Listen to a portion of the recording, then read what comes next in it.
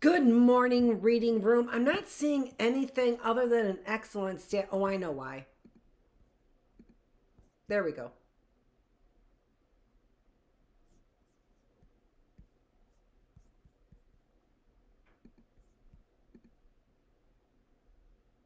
I think.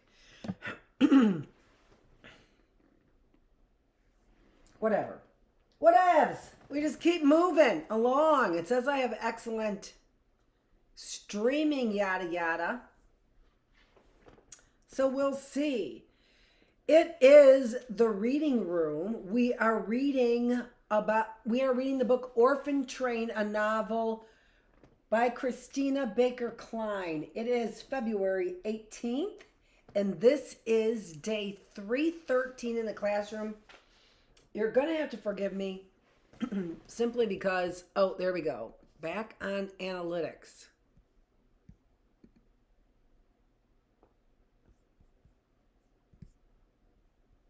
Sure you are.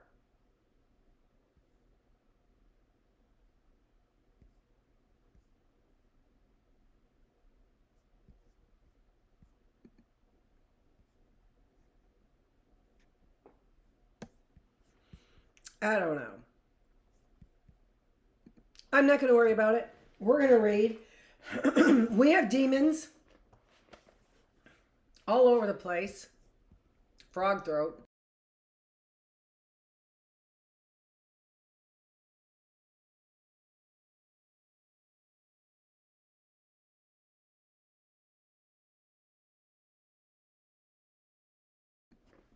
Not better. Spruce Harbor, Maine, 2011. Portage, Vivian wrinkles her nose. It sounds like, oh, I don't know, a pie made of sausage. A pie made of sausage? Okay, maybe this isn't going to work. Carrying my boat between bodies of water? I'm not so good with metaphors, dear, Vivian says. What's it supposed to mean? Well, Molly says, I think the boat represents what you take with you, the essential things from place to place. And the water, well, I think it's a place you're always trying to get to. Does that make sense? Not really. I'm afraid I'm more confused than I was before. Molly pulls out a list of questions. Let's just get started and see what happens. They are sitting in the red wingback chairs in the living room in the waning light of late afternoon. Their work for the day is finished and Terry has gone home. It was pouring earlier, great sheets of rain, and now the clouds outside the window are crystal tipped like mountain peaks in the sky, rays emanating downward like an illustration of a children's Bible. Molly pushes the button on the tiny digital tape recorder she signed out from the school library and checks to see that it's working. Then she takes a deep breath and runs a finger under the chin around her neck. My dad gave me these charms and each one represents something different. The raven protects against black magic. The bear inspires courage. The fish signifies a refusal to recognize other people's magic. I never knew those charms had meaning. I never knew those charms had meaning. Absently, Vivian reaches up and touches her own necklace. Looking closely at the silver pendant for the first time, Molly asks, is your necklace significant? Well, it is to me, but it doesn't have any magical qualities, she smiles. Maybe it does, Molly says. I think of these qualities as metaphorical, you know? So black magic is whatever leads people to the dark side, their own greed or insecurity that makes them do destructive things. And the warrior spirit of the bear protects us not only from others who might hurt us, but our own internal demons. And I think other people's magic is what we're vulnerable to, how we're led astray. So my first question for you is kind of a weird one. I guess you think of it as a metaphorical as metaphorical too. She glances at the tape recorder once more and takes a deep breath. Okay, here goes. Do you believe in spirits or ghosts? My, that is quite a question. Clasping her frail, veined hands in her lap, Vivian gazes out the window. For a moment, Molly thinks she isn't going to answer, and then so quietly that she has to lean forward in her chair to hear, Vivian says, "Yes, I do. I believe in ghosts." Do you think they're present in our lives? Vivian fixes her hazel eyes on Molly and nods. They're the ones who haunt us, she says. The ones who have left us behind. This is so interesting because the memory I have now of this would be when I was in 8th grade and had to do an interview. I did an interview much later of my mom, but this interview was of the old nun in the convent at St. Michael's.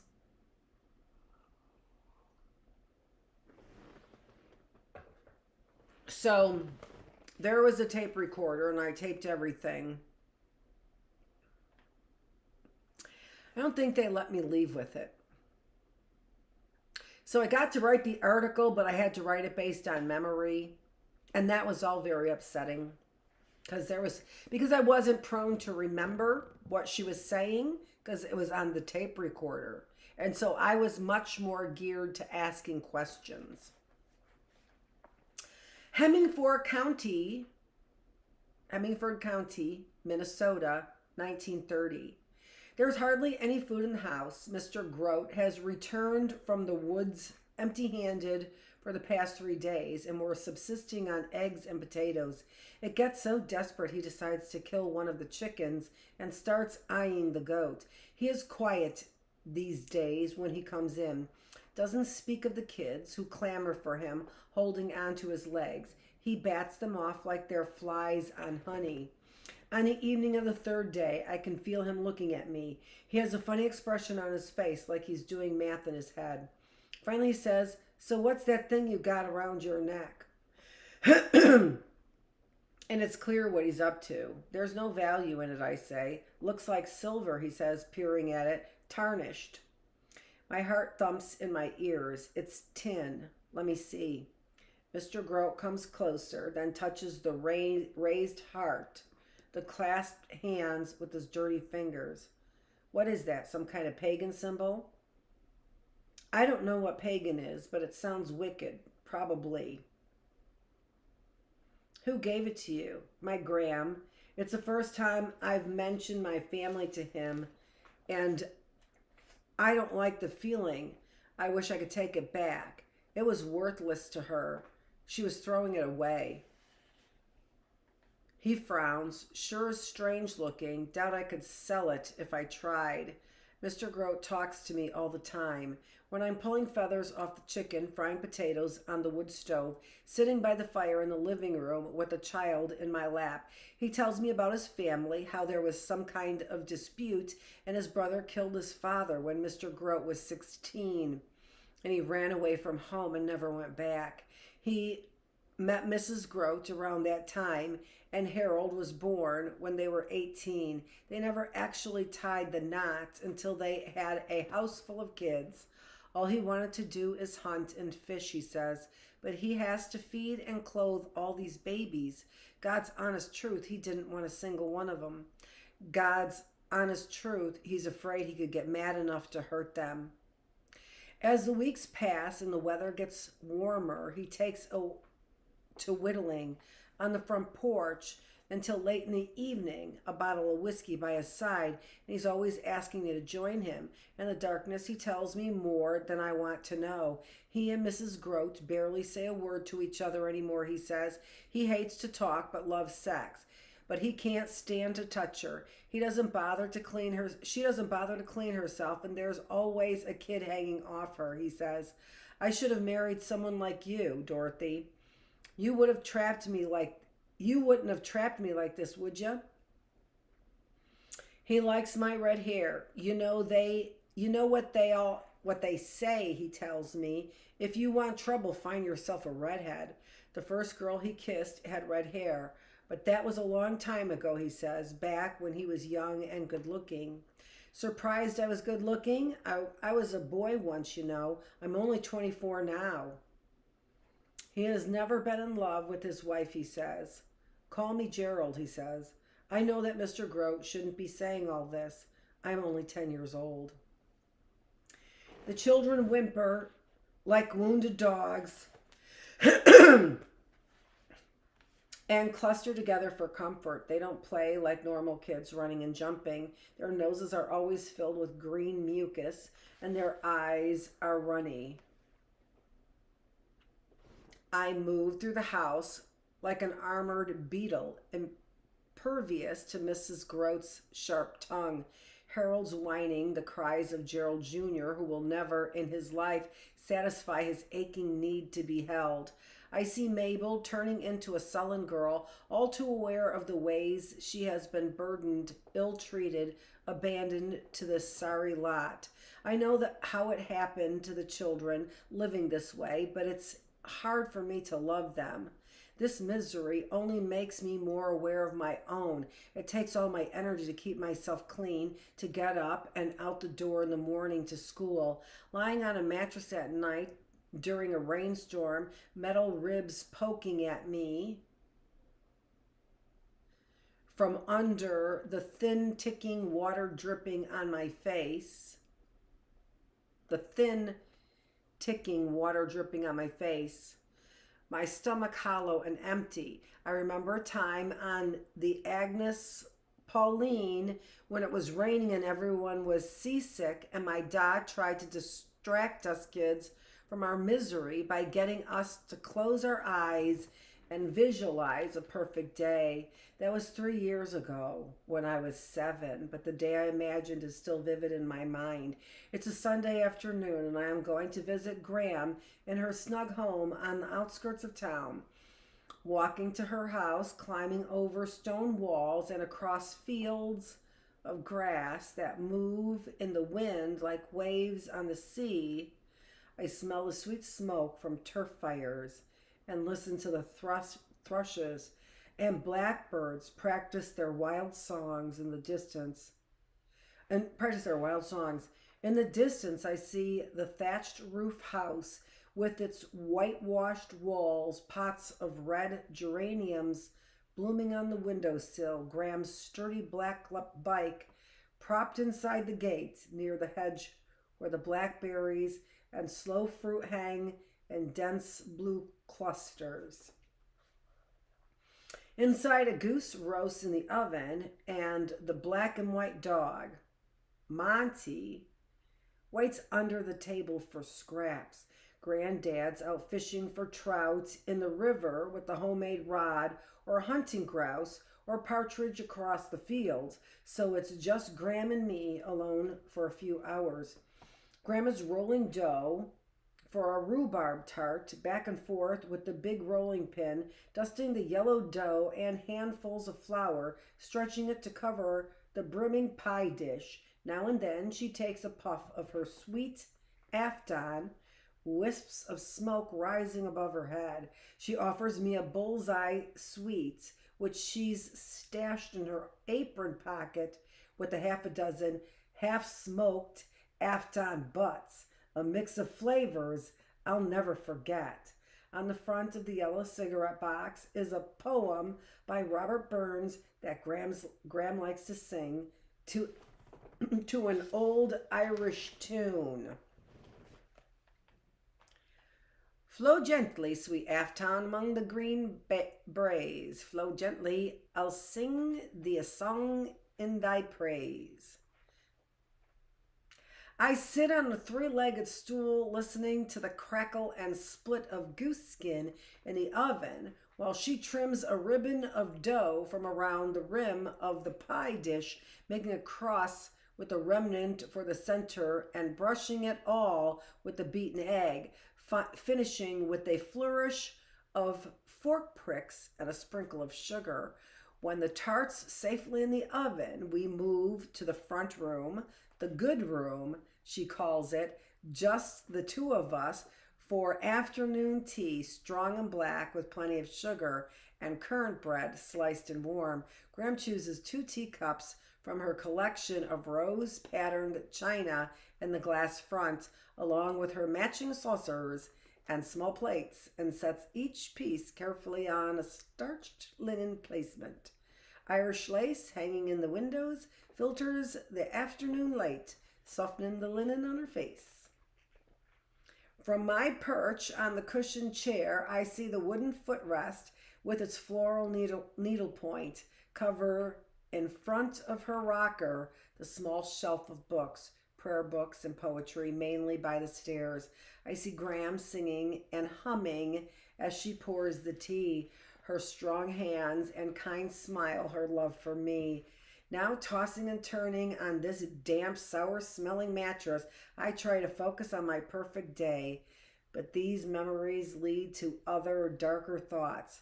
Mrs. Grote, back there, moaning in her bedroom, isn't so different from my own ma'am. Both of them overburdened and ill-equipped, weak by nature or circumstance, married so strong-willed, selfish men, addicted to the opiate of sleep. Ma'am expected me to cook and clean and take care of Macy, and the boys relied on me to hear her troubles, called me naive when I insisted things would get better and we would be all right. You don't know, she'd say. You don't know the half of it. One time, not long before the fire, she was curled on her bed in the dark, and I heard her crying and went in to comfort her. When I put my arms around her, she sprang up, flinging me away. You don't care about me, she snapped. Don't pretend you do. You only want your supper. I shrank back, my face flaming as if I'd been struck. And in that moment, something changed. I didn't trust her anymore. When she cried, I felt numb. After that, she called me heartless, unfeeling, and maybe I was. How interesting, isn't it? How interesting. And to just mature into that kind of perspective. Like, oh, so nostalgic the past was. No, we had some fucking heartbreak and some real work to do. And that's no different than every generation, it seems. God answers prayers in the way that all things will turn for good. All things.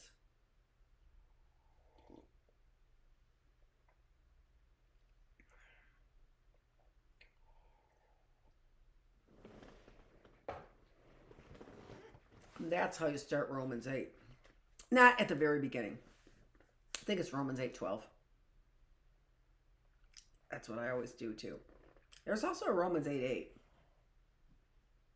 Of course, because that would come before 12. That is abrupt, isn't it? That is so abrupt and so insightful about, once again, the past maybe not being all you think it's cracked up to be, especially after the death of your parents when your mom was such an effing bitch. So here again, she's saying not much different. The expectation is greater. Hopes are dashed. Hopes are dashed. The Maury Povich show of life. It was also called Murray's psychosocial theory. We like the lows for the highs. And fuck you for doing the experiments. At the beginning of June, we all come down with lice. Every last one of us, even Nettie, who has barely 4 hairs on her head. I remember lice from the boat. Man was terrified of us kids getting it, and she checked our heads every day, quarantining us when we heard about outbreaks in other cabins. Worst thing in the world to get rid of, she said, and told us about the epidemic at the girls' school in Kinvara when she was a boarder. They shaved every head. Ma'am was vain about her thick dark hair and refused to cut it ever again. We got it on the last boat just the same. Gerald won't stop scratching, and when I inspect his scalp, I find it's teeming. I check the other two and find bugs on them as well. Every surface in the house probably has lice on it. The couch and chairs and Mrs. Grote. I know what an ordeal this will be. No more school, my hair gone, hours of labor washing the bed sheets. I feel an overwhelming urge to flee. Mrs. Grote is lying in bed with the baby propped on two soiled pillows and blankets pulled up to her chin. She just stares at me when I come in. Her eyes are sunken in their sockets. The children have lice. She purses her lips. Do you? Probably, since they do. She seems to think about this for a moment. Then she says, you brung that parasite into this house. My face colors. No, ma'am, I don't think so. They came from somewhere, she says. I think I start, but it's hard to get the words out. I think you might need to check the bed and your hair. You brung it, she says, flinging back the covers. Come in here, acting all high and mighty like you're better than us. Her nightgown is bunched up around her belly. I can see a dark triangle of fur between her legs and turn away embarrassed. Don't you dare leave, she shrieks and snatches baby Nettie, wailing, off the bed and tucks her under one arm, pointing at the bed with the other. Sheets need to be boiled. Then you can start going through the kid's hair with a comb. I told Gerald it was too much bringing a vagrant in this house when Lord knows where she's been. The next 5 hours are even more miserable than I imagined, boiling pots of water and emptying it into a big tub without scalding any of the children, putting every blanket and sheet and piece of clothing I can find into the water and scrubbing them with lye soap, then pushing the shorts through the hand wringer. I'm barely strong enough to load and turn the crank, and my arms ache with effort. When Mr. Grote comes home, he talks to his wife, who's camped on the living room couch. Snatches of their conversation waft back to me. Trash, vermin, dirty Irish bog trotter. And in a few moments, he comes through the kitchen door to find me on my knees, trying to turn the wringer. Lord Jesus, he says, and gets to work helping me. Mr. Grote agrees that the mattresses are probably infested. He thinks if we drag them out to the porch and pour boiling water over them, it will kill the bugs. I have half a mind to do the same to the kids, he says, and I know he's only barely kidding. He makes quick work of shaving the heads of all 4 of them with a straight razor. Despite my attention to hold their heads still, they twitch and fidget, and as a result, have little blood nicks and gashes all over their heads. They remind me of photos of soldiers returning from the Great War, hollow-eyed and bald. Mr. Grote rubs lye over each head, and the children scream and yell. Mrs. Grote sits on the couch watching. Wilma, it's your turn, he says, turning to her with the razor in his hand. No, we have to check at least. Check the girl. She brought them here. Mrs. Grote turns her face to the back of the couch. Mr. Grote motions me over. I take my hair out of the tight braid and kneel in front of him while he gently picks through. It's strange to feel this man's breath on my neck, his fingers on my scalp. He pinches something between his fingers and sits back on his heels. Yep, you got some eggs in there. I'm the only one of the siblings with red hair. When I asked my da where I get it, he joked that there must have been rust in the pipes. His own hair was dark, cured, he said, through years of toil, but when he was young, it was more like auburn, Nothing like yours, he said. Your hair as vivid as Kinvara sunset, autumn leaves, the koi goldfish in the window of that hotel at Galway. Mr. Gross doesn't want to shave my head. He says it would be a crime. Instead, he winds my hair around his fist and slices straight through it at the nape of my neck.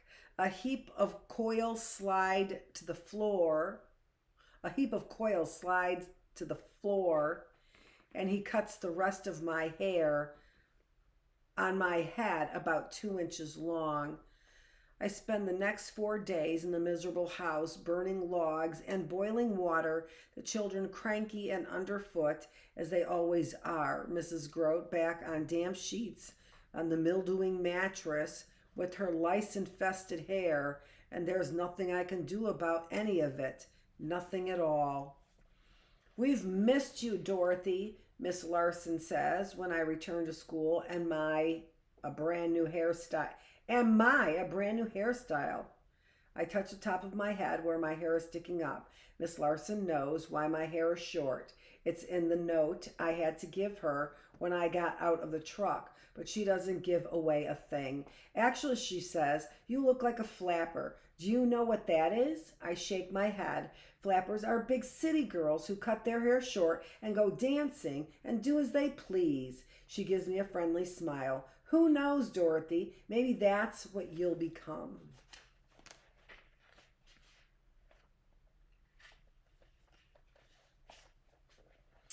Hemingford County, Minnesota, 1930. By summer's end, Mr. Grote seems to be having more luck. Whatever he can kill, he brings home in a sack and skins right away, then hangs in the shed out back.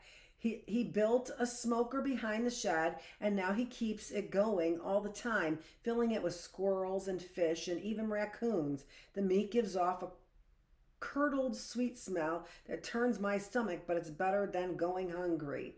Mrs. Grote is pregnant again. She says the baby's due in March. I'm worried I'll be expected to help her when the time comes. When Ma'am had Macy, there were plenty of neighbors on Elizabeth Street who'd been through it before, and all I had to do was watch the younger kids. Mrs. Schatzman down the hall and the Krasnow sisters, a floor below, with 7 children between them, came into the apartment and took over, closing the bedroom door behind them. My da out. Maybe he was sent out by them. I don't know. I was in the living room with my brothers playing patty cake, and reciting the alphabet and singing all the songs he'd belt out when he came home from the pub late at night, waking the neighbors. By mid-September, round bales of straw arranged in geometric formations and stacked in pyramids and scattered in haphazard clumps dot the yellow fields on my walk to the county road. In history, we learn about the Pilgrims in Plymouth Plantation in 1621 and the food they ate, wild turkey and corn and 5 deer brought to the feast by the Indians. We talk about family traditions, but like the Burns, the Grotes don't take any notice of the holiday. When I mention it to Mr. Grote, he says, what's the big deal about a turkey? I can bang one of those any day. I can bag one of those any day. Let's not give Mr. Grote a reputation he certainly doesn't deserve yet. I can bag one of those any old day, but he never does. Mr. Grote has become even more distant up at the crack of dawn and to go hunting than skinning and smoking the meat at night. When he's home, he yells at the children or avoids them. Sometimes he shakes the baby until it whimpers and stops crying. I don't know if he sleeps in the back bedroom anymore. Oftentimes I find him asleep on the couch in the living room, his form under a quilt like the exposed root of an old tree. I wake one November morning coated in a fine cold dust. There must have been a storm in the night snow. There must have been a storm in the night. Snow is piled in small drifts on the mattresses, having blown in through the cracks and crevices in the walls and roof. I sit up and look around. 3 of the kids are in the room with me, huddled like sheep. I get up, shaking snow from my hair. I slept in my clothes from yesterday, but I don't want Miss Larson and the girls at school, Lucy in particular, to see me in the same clothes 2 days in a row, though other kids I've noticed have no shame about this at all. I take a dress and my other sweater from my suitcase, which I keep open in a corner, and change quickly, pulling them over my head. None of my clothes are ever particularly clean, but I cling to these rituals nevertheless. It's the promise of the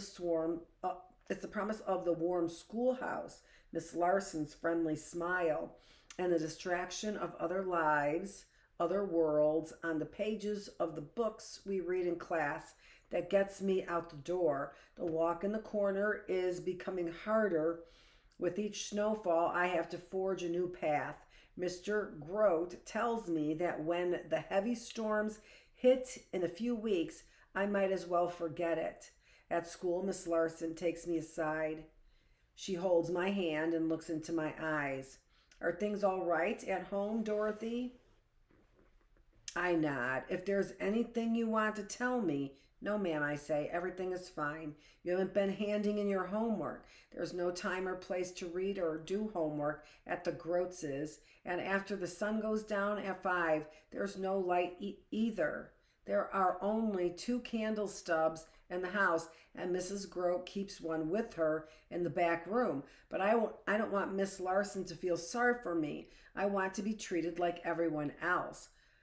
I'll try harder, I say. Her fingers flutter at the neck, then drop. Is it difficult to keep clean?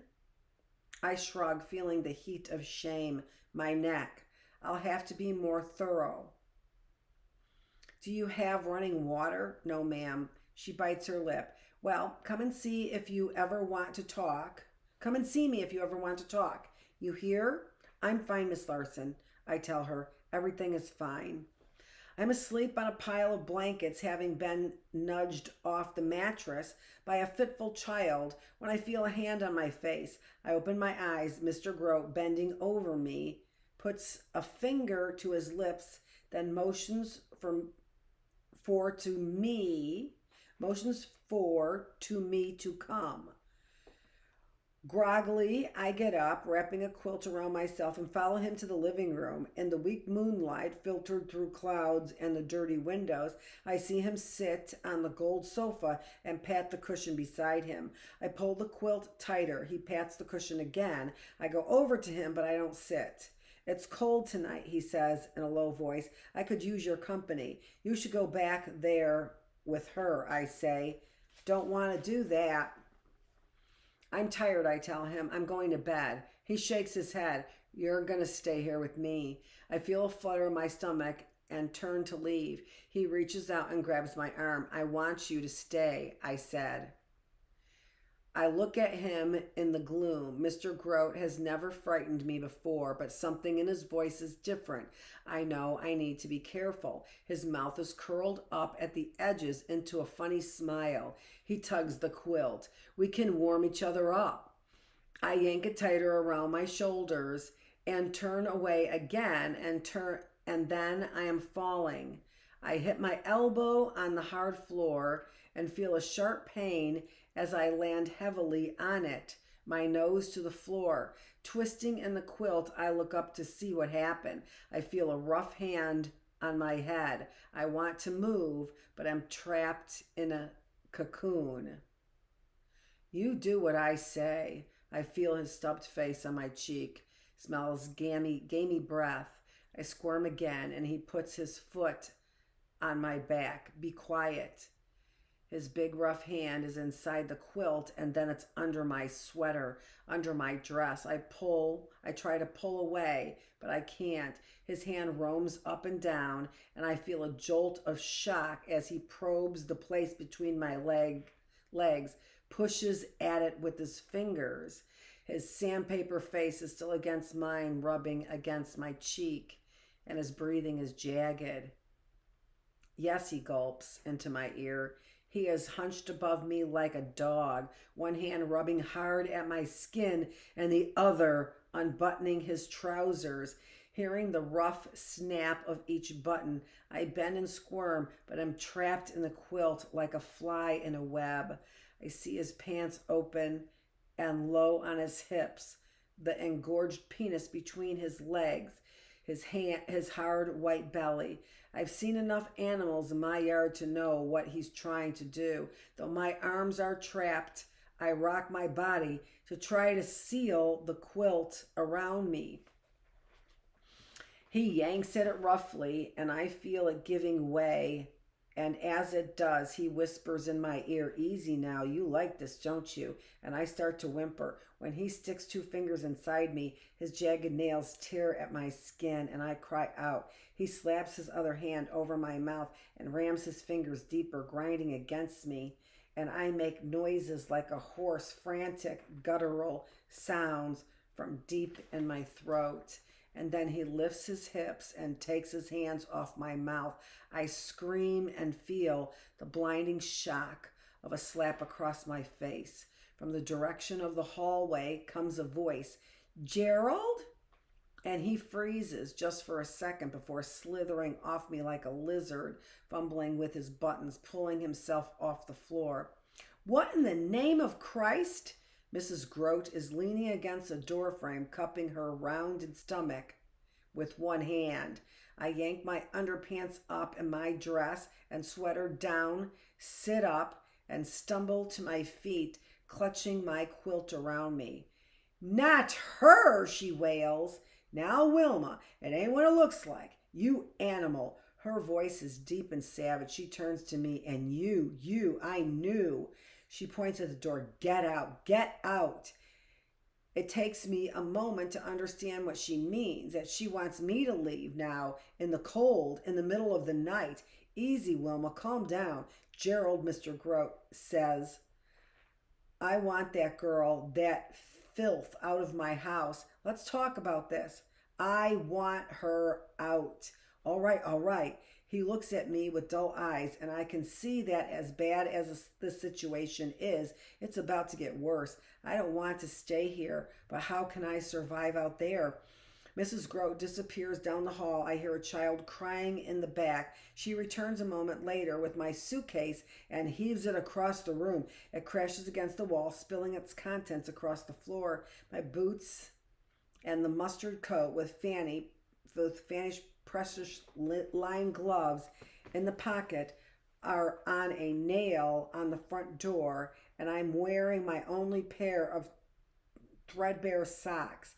I make my way to my suitcase and grab what I can, open the door to a sharp blast of cold air, and toss a few scattered pieces of clothing onto the porch. My breath a puff of smoke in front of me.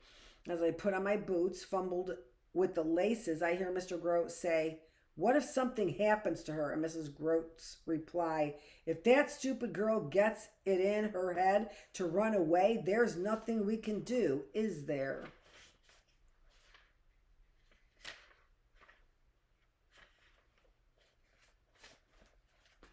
And run I do, leaving almost everything I possess in the world behind me. My brown suitcase, the 3 dresses I made at the Burns, the fingerless gloves and change of underwear, and the navy sweater, my school books and pencils, and composition book Miss Larson gave me to write in. The sewing packet Fanny made for me, at least, is in the inner pocket of my coat. I leave 4 children I could not help and did not love. I leave a place of degradation and squalor, the likes of which I will never experience again. And I leave any last shred of my childhood on the rough planks of that living room floor. The horrors. She was 10. This is Dr. Annette Feravich, and we are here in the reading room where we just finished a few chapters of Orphan train. The chapters aren't numbered, so I'm not exactly sure where we are on chapters. But the next one that we're going to start reading is going to be Hemingford County, Minnesota, 1930 again. So we'll find out where she ends up.